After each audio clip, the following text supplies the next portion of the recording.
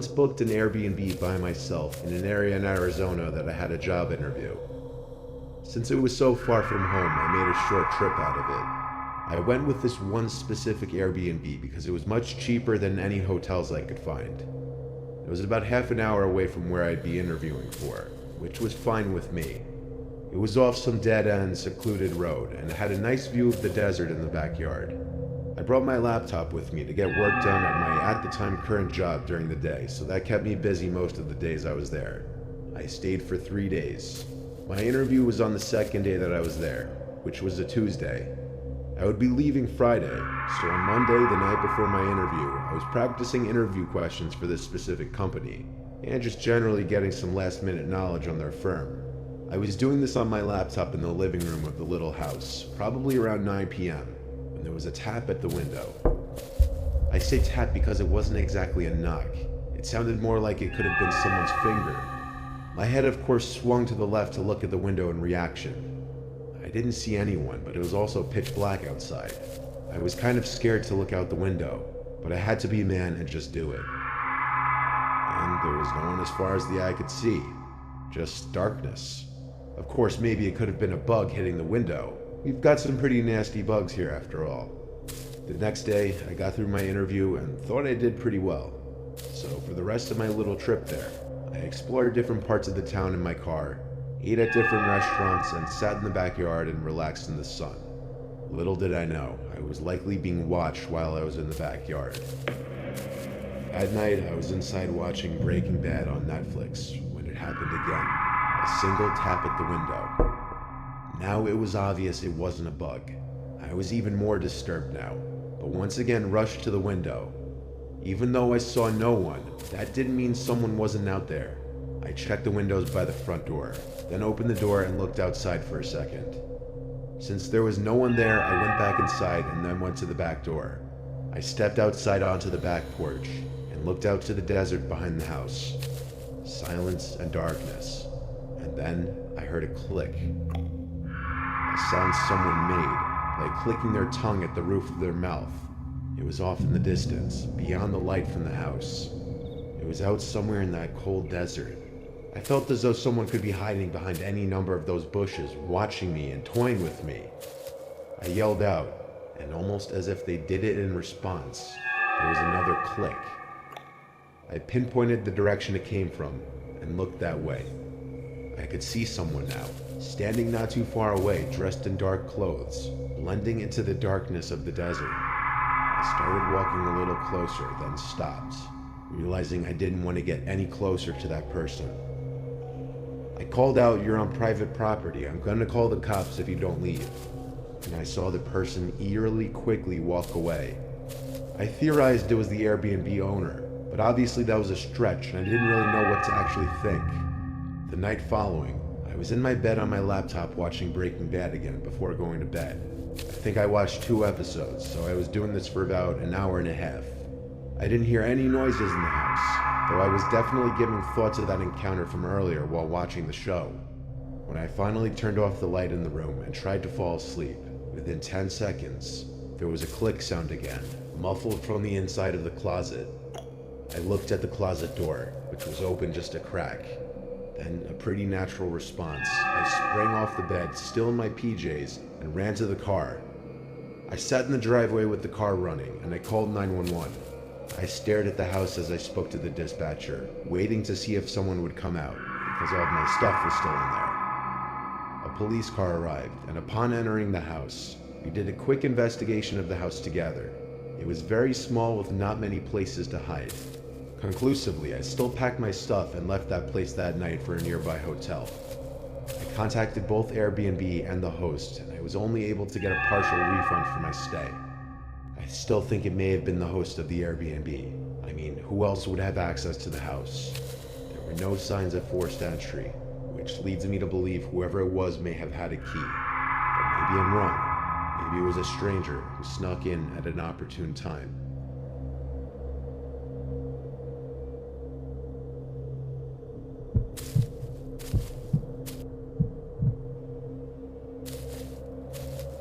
My wife Cheryl and I have been together for 10 years, and we got married 2 years ago. We just got a house together not even a month ago, and things couldn't have started on a worse note. We moved to a small inland town of Georgia called Waycross. That's all the details I'm giving though, to avoid any more possible issues. We're on a quiet street with a big property that sits in front of a medium-sized patch of woods, which was one of the factors that really appealed to my wife and I. We plan to adopt a dog and raise kids here, so we wanted a big property for the dog and kids to play around on. We both work similar shifts. I get home around 5 and she gets home around 6 most of the time. The first 2 nights in the house went completely normal. It was the weekend, so we spent our entire days unpacking.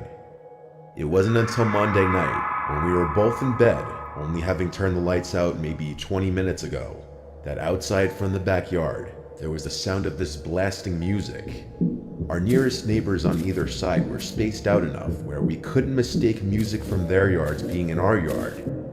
It was definitely in our backyard, and it wasn't party music or anything like that.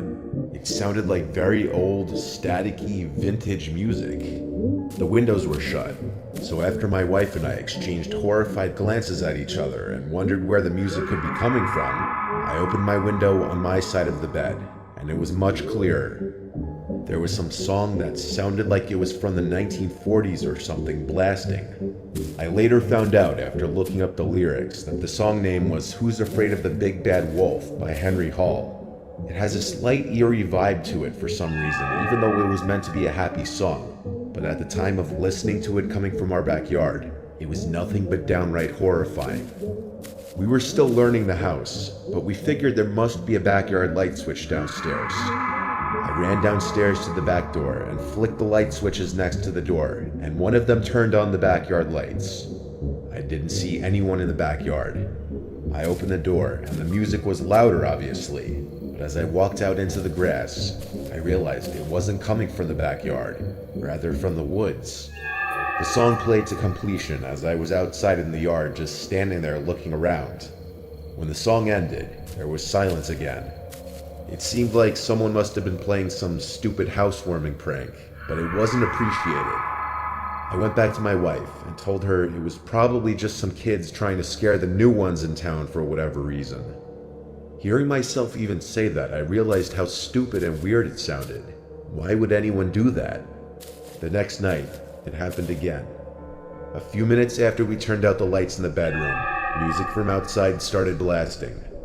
This time much louder, and the song playing was that song everyone's heard, Tiptoe Through the Tulips. Cheryl and I once again looked at each other, this time in genuine disgust and worry, because we had hoped it was just going to be a one-time thing, but it was happening again. I looked out the window, and this time I could see something on the grass. It wasn't a person, but there was definitely something out there. I told my wife I was going to check it out. She said we should just call the cops, and I said yeah, we will in a second.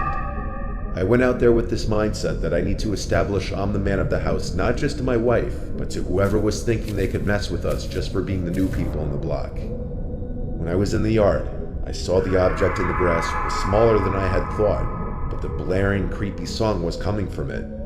I realized it was an old radio. I turned it off and looked up at the window at my wife who was watching, and I held it up, yelling that someone left it there to scare us with the music. What she did next was not something I expected in response to that. She started screaming my name to run inside. She kept screaming, "Run."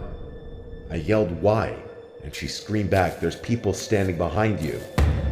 This statement made my heart skip a beat, and I turned around to face the woods. I saw 3 figures standing like 6 feet apart from each other, clearly facing my direction.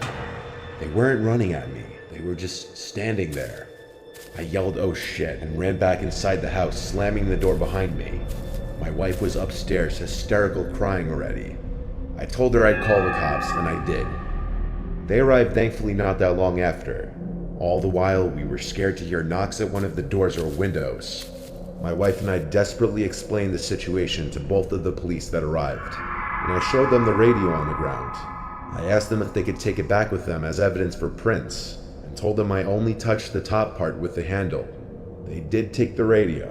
They also checked the front of the woods with their flashlights for a few minutes, probably just as a deterrent to the people in the woods to stop their behavior if they were still there.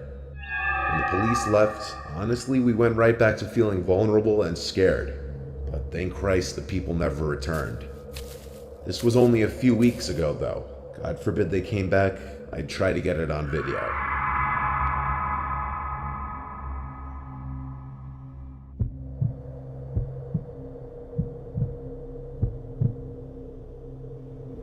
I've worked as a nurse in multiple hospitals and facilities.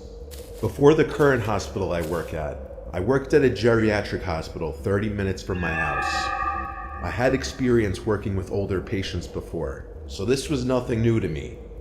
I had been working at this hospital for only a couple of weeks, and you'll soon understand why. This was on my second to last shift at this hospital, unbeknownst to me at the start of that night. I was working the graveyard shift, and I was running on negative hours of sleep. I was assigned to the Alzheimer's ward. The patients in this ward absolutely adored me. My presence as a young girl in her 20s among the residents of this ward who were otherwise left to themselves to float around in their minds, I'm sure saw me as a breath of fresh air. Someone who could tie them to the now or to the everyday. If you're just left to yourself, you can mentally go to other places, but with someone else in your space, you're tied to that moment in time. I was dealing with a number of patients that night, but one was a little more restless than the others. Her name was Lena. This was my first night dealing with her, and she kept telling me anytime I'd enter her room about the voices she kept hearing and the man dressed in black she kept seeing in the corner of the room. The other lady in her room requested her curtain be closed before my shift started so that Lena would leave her alone. She was a sweet lady that smiled whenever I was around her, but she didn't say much and was very forgetful. Since I started my shift around 9 p.m., most of the patients were asleep by 11, but not Lena. Whenever she called me into the room, she'd be frightened of these alleged voices she was hearing, and the man in black that kept staring at her in the corner of the room. Not gonna lie, it was creeping me out a little. I believed that in her mind she was seeing and hearing these things, and I sympathized with her because I imagined them to be very scary. But still, I tried my best to calm her down and get her to go to sleep. I didn't want to turn on the TV to calm her down because I wanted to be courteous of the other patient in the room. I held Lena's hands and told her it's okay, to breathe and to relax. I reminded her that she wasn't here alone, and I was always just a call away. This seemed to do the trick. Lena relaxed for a while, and the next time I came in the room, she was asleep. Once most, if not all, of the patients are asleep, the night goes much slower. Time almost moves in reverse. An hour or two later, I was in the linen room stocking my cart when I heard something in the room. It was a relatively small, dead quiet room. I had the door closed too. That's why hearing another noise was weird. I turned, saw nothing, and resumed stocking my cart. Then I felt what I can only describe to be a hand on my shoulder. I looked at my shoulder, jumped, and screamed, but there was nothing on my shoulder. There was no one in the room. Yet I knew I felt something large basically grab my shoulder. I went out in the hall for a second to peek my head. No other nurses in sight. Dead quiet. I had nothing else to do but resume what I was doing. I continued stocking the cart until it was full. Then I turned to face the door, and I fell to the floor and started screaming as my heart was immediately in my throat. There was a man dressed in black standing outside the door, looking through the glass, smiling. My screams were loud enough to wake the entire ward. The man disappeared out of sight through the glass window of the door. Seconds later, the door opened and one of my fellow nurses came in to help me off the floor as I was hysterical. I asked her if she saw the man dressed in black. Her response was, "What man? There's no one else here." We checked all the rooms in the ward. There wasn't anybody dressed in black in there. My screams woke Lena from whatever light sleep she must have been in, and when I came into her room, she started talking of the voices. This time the screams, which she didn't know were my screams. I asked her what this man in black looked like, if he was smiling, and she looked at me, and I noticed her eyebrows point down as her expression changed to look the most focused I'd seen her the entire day. She asked, "How did you know?" And even with my heart still racing, I felt it skip a beat as she said this. She started screaming now, screaming, "Get me out of here, he's coming." The other nurses came in and tried to calm her down. I was switched to a different ward that night with someone else, and I eventually ended up going home early because I was just so freaked out. I texted the head nurse the next day that my next shift would be my last, that the experience traumatized me and that I didn't really want to be in that building anymore. I got as friendly of a response as I could have hoped for. I've never been diagnosed with anything, nor have I ever dealt with hallucinations of any kind. I'm aware of the effects of lack of sleep, but this was next level. I don't know if my mind started playing tricks on me from what Lena was telling me all night, but the feeling of the hand on my shoulder, the image of the smiling man behind the glass door, matching the description a patient kept giving multiple times. This was one of those once-in-a-lifetime, unexplainable supernatural occurrences. At least, I hope it was once in a lifetime.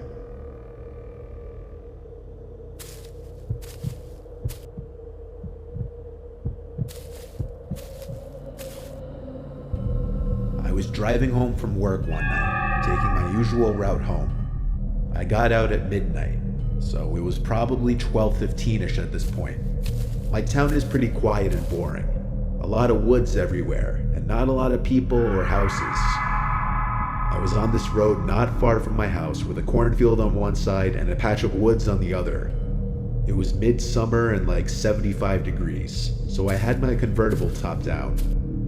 I was cruising down the street going like 50 when I heard a loud, blood-curdling woman's scream come from one side of the road, but I couldn't tell which one. I brought the car to a quick halt by slamming on the brakes and listening. There was a woman's cry from the left side, in the woods. She was crying for help. I got out of my car and grabbed the baton from my back seat. I walked towards the woods and called back, "Who's out there?" And the woman immediately called back, "Please help me." I began to run into the woods, swiping all the twigs and bushes out of my way.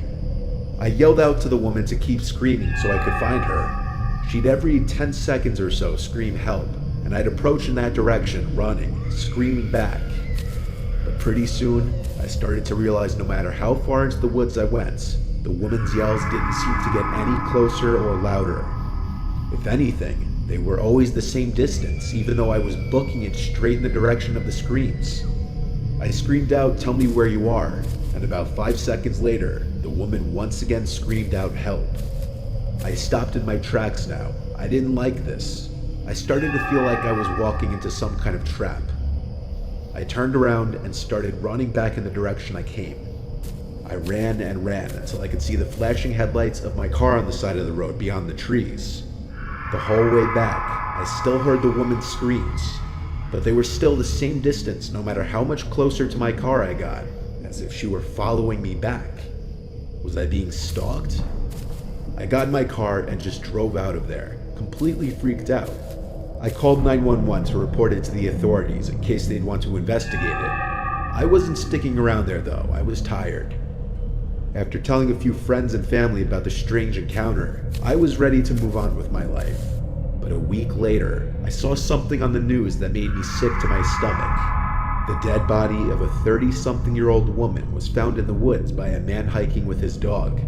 Oddly, there were no signs of foul play. The location that the body was reported to have been found was the same general area where I heard the screams. While that patch of woods is very big, I can't help but feel that would be a huge coincidence.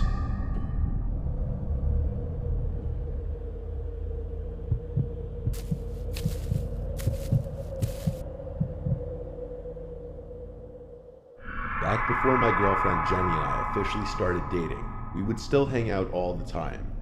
We both snowboard, and her family has a little cabin-type house in Vermont not far from Stowe Mountain Resort. This was around our maybe 10th time hanging out. She invited me to go up there for a weekend with her to go snowboarding for the first time together. It was like a 5-hour drive.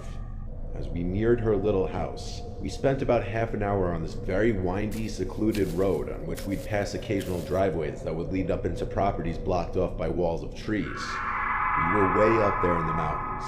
The sight of other cars by this point was something to behold. It really felt like we were alone up there. A lot of the driveways didn't even have tire marks in the snow, meaning even a lot of the houses were void of people. Jenny told me that's because a lot of the houses here were owned by people out of state, just like her situation. I was going like 30 when she yelled at me to slow down, it's coming up. So I hit the brakes, and this little opening in the trees that I otherwise would have missed came up. We drove this narrow trail in four-wheel drive, which led to this small house covered in snow. It looked incredibly cozy. We parked, and first thing we did was turn the heat on in the little house. We unloaded our stuff inside, and since it was already getting dark that night, we just cooked some of the food we packed for dinner and watched a movie. Pursuit of Happiness, actually. So the house had just about everything: heat, electricity, except running water. Her family had jugs and jugs of water for important things like washing hands and plates and stuff. But there was no working toilet, so she told me we had to use the outhouse outside. I only had to go pee that night, so I just went out to the front deck and peed into the snow. It was also snowing out that night. We fell asleep at some point during the second movie we watched, and we woke up pretty early to our phone alarms. We wanted the freshies on the mountain. We started getting ready to drive up to the ski resort. After breakfast, I had to go out to the outhouse though. I ran out to the outhouse in my shoes, and my feet started to freeze. On my way to the outhouse though, I saw footprints in the snow. They were kind of big, but I couldn't tell if they were boot marks or animal prints. I followed the trail, and it actually wrapped around the house and then went into the woods. I called Jenny outside, and she came to look and said it was probably a black bear since they're everywhere up here. So I went, did my business, and we set off to the ski resort, where we had a good 8-hour run. Afterwards, we stopped at a diner to eat, and then went back to the house. By this point, it was pitch black outside and snowing again. We set up a fire and got the heat on full blast and started blasting some music. We started to drink, and eventually I had to break the seal and pee. But also, if I was throwing my boots on anyway, I figured I'd do all my business in the outhouse. I ran out into the snowstorm and to the outhouse once more. This time I slammed the door shut to prevent snow and cold air blowing in my face. I heard the blasting music from inside the house still, but then over that, I heard the crunching sound of footsteps in the snow, passing the outhouse. "Jenny?" I yelled. No answer. The footsteps just walked away. I brought my phone with me, so I just texted her, "Are you outside?" It didn't immediately deliver though, because my cell reception sucked up there. A few minutes passed and I was still in the outhouse. I was just about to finish when the blasting music suddenly stopped. It was just pure silence, minus the sound of snowflakes hitting the ground outside. As soon as I stepped out of the outhouse, I realized it was pitch black out here now. The lights from the house were off. I figured maybe the power went out. I used my phone's flashlight and noticed a fresh pair of footsteps in the snow leading to the house. I followed the footsteps to the front door. They seemed to stop, then continue around the house. I banged on the door and yelled Jenny's name. Suddenly the door opened and an arm pulled me inside the house. It was Jenny. She slammed the door shut and locked it. She whispered that there was a man who tried to open the door, which she locked as soon as I went to the outhouse because she was scared being alone. When she saw the person at the door wasn't me, she cut the power and hid in a corner in the living room and watched in horror as a stranger walked past the living room window slowly, looking inside. I came to the door only a couple minutes after this happened. Jenny told me about the secret cellar in the floor that her dad kept a couple rifles and shotgun in. Navigating in the dark, I found the handle to it and lifted it open. Now using my flashlight, I climbed down the little ladder and grabbed one of the guns off the wall. We then waited on the couch in the dark, afraid to turn the lights back on, exposing ourselves to whoever was out there. The closest neighbors were not a short walk. Jenny said it wouldn't have been any of them, and odds are they weren't even in Vermont right now. Once again, the only sound was the sound of snowflakes hitting the ground outside, until the sickening sound of footsteps in the snow outside returned. I took the loaded gun and marched to the front door, opened it, and shot like 3 rounds into the air, screaming. The footstep sounds were gone. I'd imagine they ran off and the sound of the shots echoing into the air masked the sound of the footsteps running away. We left the next morning under the recommendation of her father, who said it's best to not be there at the moment. They don't really have anything they're worried about being stolen, so we just got the hell out of there the next day. At least we got our full day of snowboarding in. That horrific night was definitely an experience, to say the least.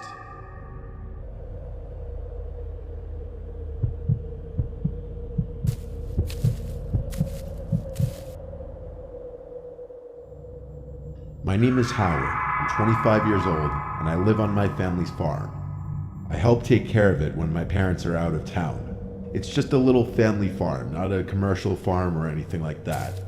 My parents want me to take it over when they're too old to take care of it anymore, as I'm the oldest of 3 and the only son. But honestly, I don't really want to. I don't see myself staying in the middle of Arkansas my whole life, and especially not after something really weird that happened only last July. My parents were on a romantic trip for a week, and so it was my 2 sisters, Crystal and Morgan, and I taking care of the property while they were gone. There's not much around here. Lots of privacy and such, a little too much in my opinion. Except for this one night. It started later on in the night, as it was approaching time to go to bed. My sisters do college online. Crystal takes summer courses, and so she was in her room on her laptop doing work. Morgan and I were just hanging out watching some dumb show in the living room. All 3 of us kind of want to get out of the farm lifestyle. Me especially, since I'm oldest and in the prime of my 20s. One dreaded part of farm life is the predators though. Not just the animals that come and eat your produce, but the people that come and steal from you. Believe it or not, it happens. It hasn't happened many times to us, but it does happen. We have a few guns in the house for this exact reason. Our 2 dogs outside suddenly started going crazy in the backyard.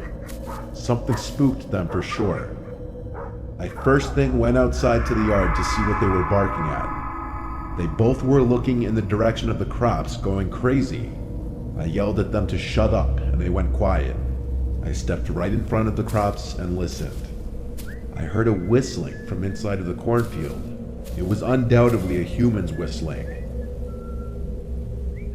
This was the first time I was experiencing a trespasser on the property with my dad not here. I had to hurry inside to get one of the guns. The dogs started barking again. I told my sisters that someone's outside in the cornfield and I had to go chase them away. They both said that was a terrible idea to go run into the cornfield in the dark, and they knocked some sense into me when I realized they were right. I also realized how downright terrifying that would be. So instead, I went out back to the dogs once more going crazy, barking in the direction of the crops. I aimed the gun into the air and fired off a shot which echoed into the night, silencing the dogs. I also was on some kind of power trip in the moment and screamed out to get off our land as loud as I could. I felt that would have done the trick and went back inside. My sisters were both laughing, which caused me to laugh too. But our little laugh amongst each other didn't last long, because the dogs started going crazy again, even crazier this time. I went back outside, ready to do the same thing again, but I felt my heart skip a beat when I saw the guy standing about 20 feet from the dogs, right in front of the cornfield. He looked at me and I screamed, "Hey," at which point he ran into the cornfield. I started running over and fired another shot into the air. I stopped by the dogs. There was no chance in hell I was going in there. I wasn't about to leave the dogs out here either. I unclamped their chains from the hooks and brought them inside the house. I told my sister someone was sneaking around in the cornfield. So what did we do? We called our dad. He told me I had to be the man of the house and protect my sisters. He recommended I fire another warning shot outside if whoever it was came back. After this, we all just gradually went to our respective rooms. My sisters each brought one of the dogs in their rooms, and I brought the gun in my room, just because we were all a little spooked by this. I had the window open, and as I was laying in bed watching a movie on my laptop, I heard a whistling from outside. I hurried to the window and looked out to see someone slowly walking in the grass. Then, like he had some sixth sense, he stopped walking and turned to look at my window, still whistling. This jerk was obviously trying to mess with us and scare us. A very stupid idea when I already made it clear I had a gun. I ran to grab the gun off the bed and aimed it out the window. I shot at the grass a few feet away from him, purposely missing, of course.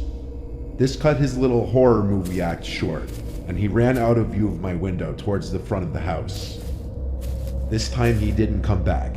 He'd have to be a fool to come back after that. I obviously told my sisters why I shot, and I assured them he would not be coming back. We never found out who it was or why. It could have been some teen or multiple teens just trying to scare some innocent farmers for fun, or it could have been an actually dangerous person.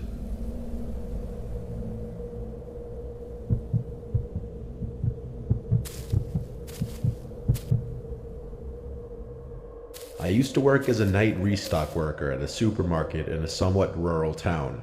The store was called Great American. It was the biggest and best supermarket in the area. My shift would be as soon as the store would close at 10.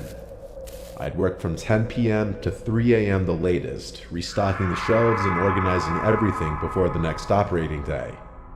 I of course had the keys to the store for the after hours. It would be a team of 2. Myself and one other, either Terry, Carter, or Alfonso. Tonight I was supposed to be working with Terry. I arrived to the store and let myself into the back where all the inventory yet to be stocked was. I started my work using the pallet jack to bring a whole pallet of boxes out to the shopping floor. I started with the bread and nuts aisle, rotating the older loaves in the front and putting the newer loaves in the back. Halfway through, I realized I hadn't seen Terry yet. I walked to the back area of the store where the inventory was, where we'd leave our belongings. He wasn't back there yet. I left the back door cracked open with a door stopper for him when he would show up. So I went back to work for another half hour. And with still no sign of Terry, I once again went to the back of the store. He wasn't in there, but I noticed the back door was shut. I assumed that meant Terry was here somewhere.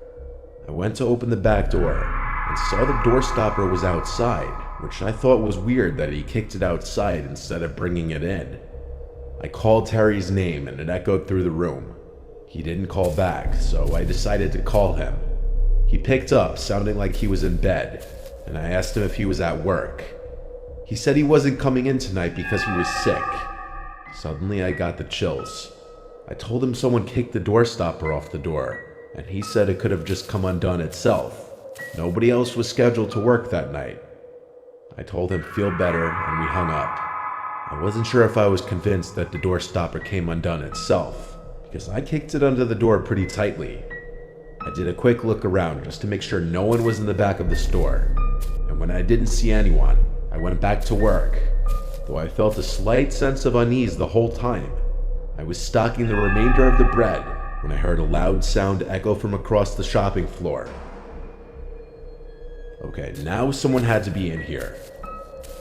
I got off my knees and went to the middle aisle that intersected all the other aisles. I looked straight down the aisle and stood there for a hot second, and all the way on the opposite side of the store in the dairy aisle, a man dressed in black walked past the middle aisle, looking down in my direction. I felt my heart drop. It felt like that scene from the movie Signs where the alien walks past the birthday party. I had to think logically, that maybe this was someone else filling in for Terry's shift that our boss didn't tell me about. I started to speed walk down the center aisle and yelled "excuse me" very loudly. I looked to the left down every aisle I passed since he went towards the front of the store. In one of those aisles, he was waiting at the end of it, standing there fully facing my direction. When he saw me, he walked out of sight in the direction I was just coming from. I yelled "excuse me" again, and started to run down that aisle to catch up to him. I didn't get a good look at his face yet.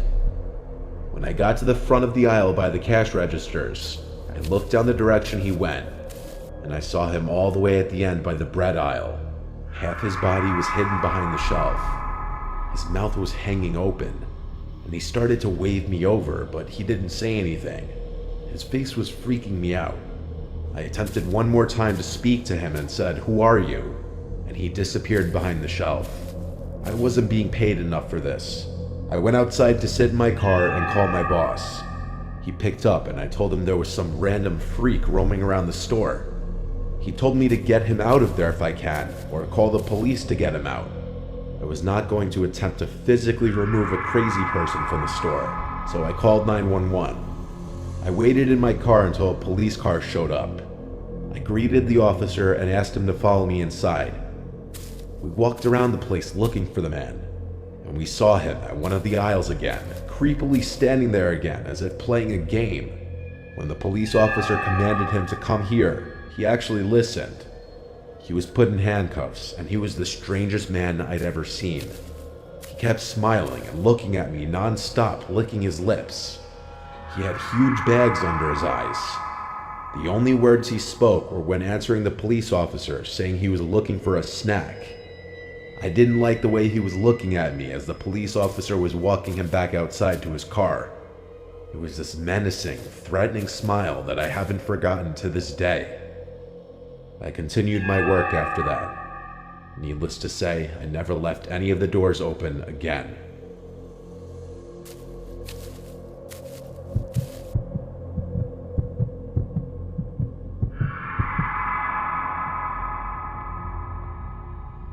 A long time ago, I'm talking like 8 years ago, two friends and I, James and Sean, did something really stupid. But at the time, doing stupid things was what we did to pass the time. We're not really friends with James anymore, but Sean and I still talk often, and so oftentimes we'll talk with each other about this story. We were 19 years old. We lived in Bumfuck, New Jersey. Lots of vacant houses in our old town. And atop a hilly road not far from our houses was an abandoned church. Locals knew about the church. It was on a closed-off road, and it had been abandoned for many years. I'm not sure if it's still standing or what the current state of it is, as I live in Florida now. But James, Sean, and I, being the troublemaking thrill-seekers we were, came up with this genius plan of bringing a Ouija board to the church late one night. This was October, so I guess we were doing it in honor of spooky season. Sean had the Ouija board in his closet, so he brought it. I drove the three of us, so I first picked up James, then Sean, and we just drove straight towards the church.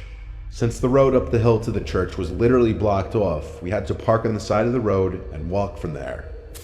We followed the road up the hill to the church, using one flashlight at first, so as not to overdo it and draw any possible attention. But once we were atop the hill, we pretty much all three of us turned on our flashlights. The church was surrounded by woods in basically all directions, and had a gravel parking lot alongside it. The church had been broken into a million times before, and was littered with graffiti, so the big front door was already ajar. Two of us had to work together to pull it open because it scraped on the floor though. Once inside, we naturally just looked around the place with our flashlights to make sure no one else was in there. It was definitely creepy being in that place at night. Sean set up the Ouija board. Then he pulled out these 3 candles from his backpack as well, and he laughed and said it would add to the experience. He placed the 3 candles in a triangle formation around the board, and as they were all lit, we turned off our flashlights. Now the only light in the whole place was from the candles, creating a much more eerie and uncomfortable vibe. We really couldn't see more than maybe 6 feet in all directions, so we began playing with the Ouija board. Sean was doing most of the talking.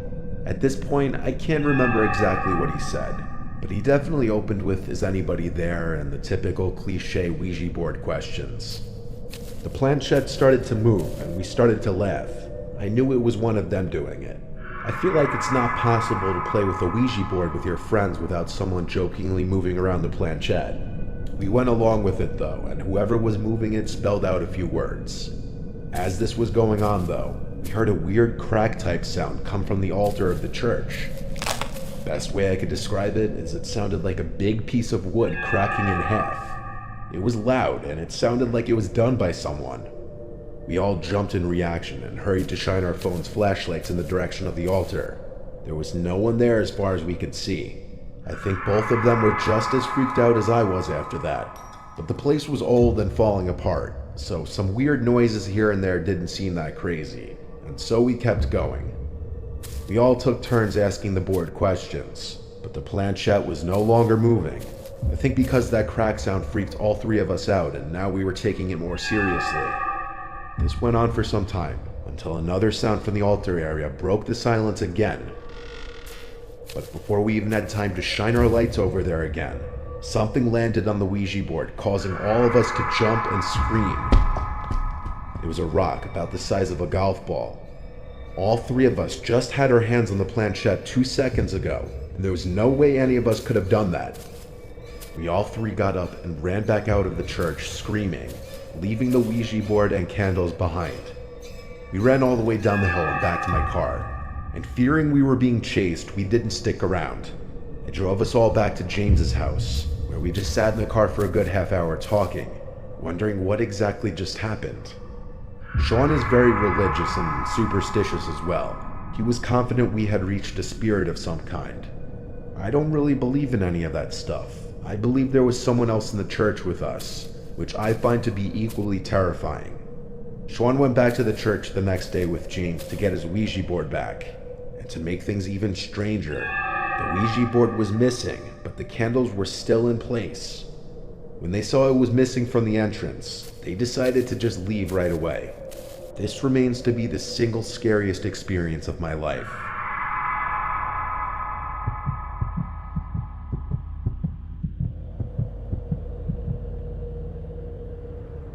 Years ago, I did the night shift at a gas station because I was strapped for cash and needed a second job. I worked the night shift there for a few months. It was around my second or third month that this guy started regularly coming in really late at night, always around 2 a.m. He was about 6 feet tall. He had long, stringy hair. He'd always come in, buy a tall boy, and leave. But after a while, he one night asked me my name. I told him my name, and he just kept saying, "Rob, I like that," as he'd laugh to himself. He cracked open the tall boy he just bought and walked out of the store talking to himself. He was clearly hammered. This was the night I was curious to see if he had been drinking and driving every single time that he'd come to the store. I watched as he left, and he walked out of sight off the gas station property. That would make sense. He never once bought gas any time he came in. He'd always just buy alcohol. I had seen him just about every night after that for a while. He'd come in, some nights noticeably drunker than others, and sometimes he'd just lean on one of the shelves for a while and not say anything. He'd always greet me with a "Hey Rob" anytime he'd come in. One night he was just leaning on a shelf, drinking the tall boy he just bought, not saying anything, just staring at a wall. I asked him for his name finally. He looked at me, took about 5 seconds, and said Bob. Now, I always felt like Bob is a go-to fake name when you're lying about your name.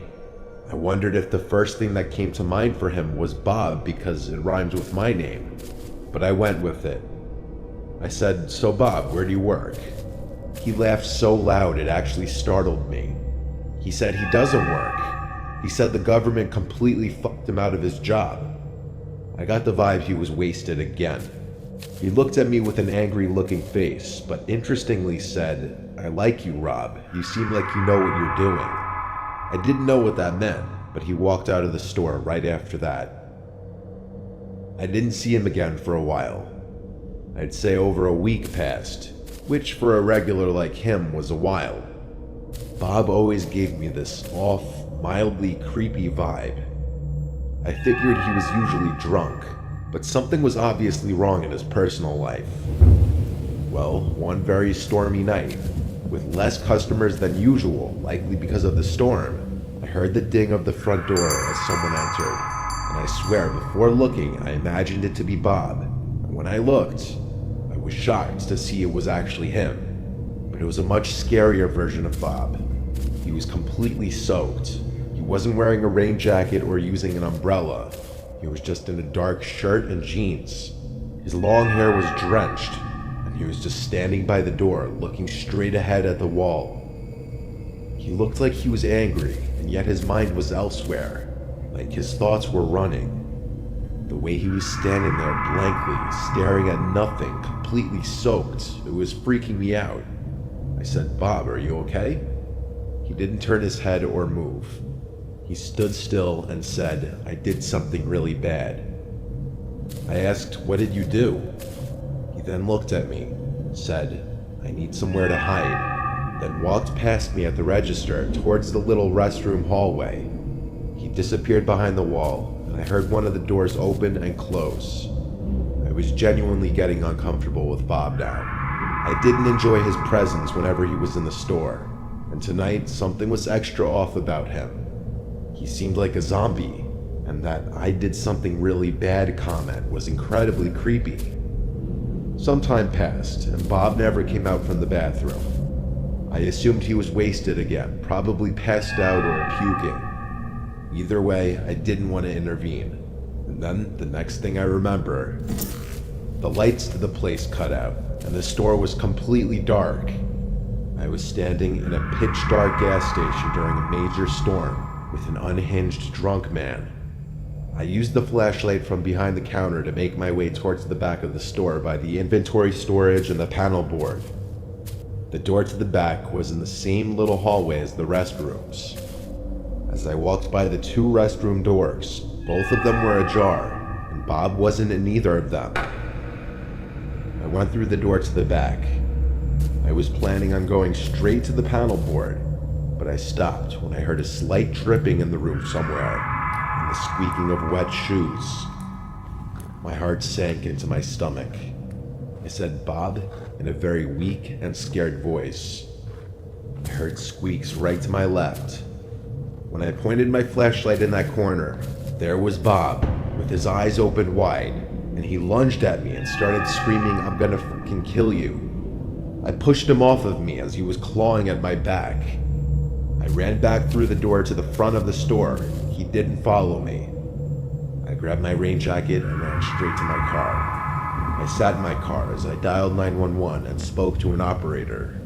I stayed on the line with her, and it didn't take long for a couple police officers to arrive and go inside with me. Bob was still hiding in the back room, huddled in a corner, apparently like some rabid creature. His pupils were huge. I only noticed it then. He was on something. They took him to the station after I told them that he lunged at me, threatened to kill me, and stated that he did something really bad earlier. I found out over a month later that this Bob guy's real name was Martin. He had brutally beaten his ex-wife to death. It might have happened on that same night that he came into the gas station. Long story short, I never wanted to work another night shift at any job ever again after this night.